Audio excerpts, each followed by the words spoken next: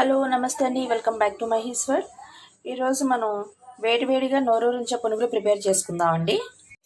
ఒక కప్పు ఇడ్లీ పిండి తీసుకున్నానండి. దానిలో ఒక అరకప్పు పెరుగు వేసుకున్నానండి. ఒక 10 పచ్చిమిరపకాయలు తీసుకున్నాను. కొత్తిమీర తరుగు, కరివేపాకు తరుగు తీసుకున్నాను. మొత్తం అన్ని దీనిలో వేసి కలుపుకుందామండి. ఇదే పిండిలో ఒక కప్పున్నర వరకు మైదా వేద్దామండి. ఒక చిన్న స్పూను బేకింగ్ సోడా వేద్దాము.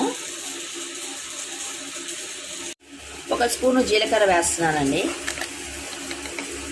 టేస్ట్కి సరిపడిన సాల్ట్ వేస్తున్నాను. ఇప్పుడు ఈ పిండి అంతటిని ఈ ఆనియన్స్, గ్రీన్ చిల్లీస్ మొత్తం అంతా కలిసేట్టుగా బాగా కలపాలండి. కొంచెం దాంట్లో తడి తక్కువగా ఉన్నట్లయితే మనం కాస్త వాటర్ వేసి కలుపుకోవాలండి. నేను కొంచెం వాటర్ వేసి కలిపాను.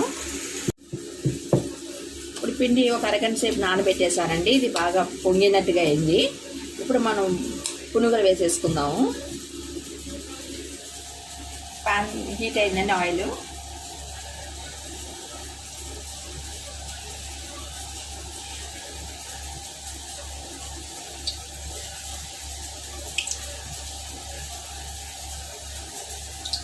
పునుగులు వేసి ఒక అరగంట ముందు పిండి నానబెట్టినట్టయితే కాస్త పునుగులు బాగా పొంగుతాయండి, బాగా వస్తాయి.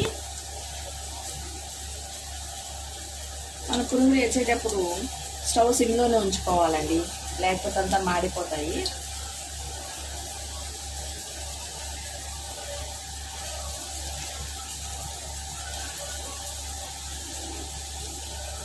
గరిటె పెట్టి తిప్పకూడదండి, కొంచెం ఫ్రై అయినాక తిప్పాలి, లేకపోతే పిండి అంతా బాండి నిండా అడ్డుతుంది.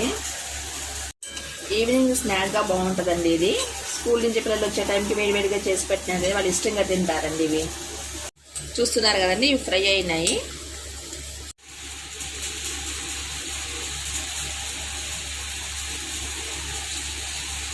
ఉన్న పిండి మొత్తాన్ని కూడా వేసేస్తున్నానండి.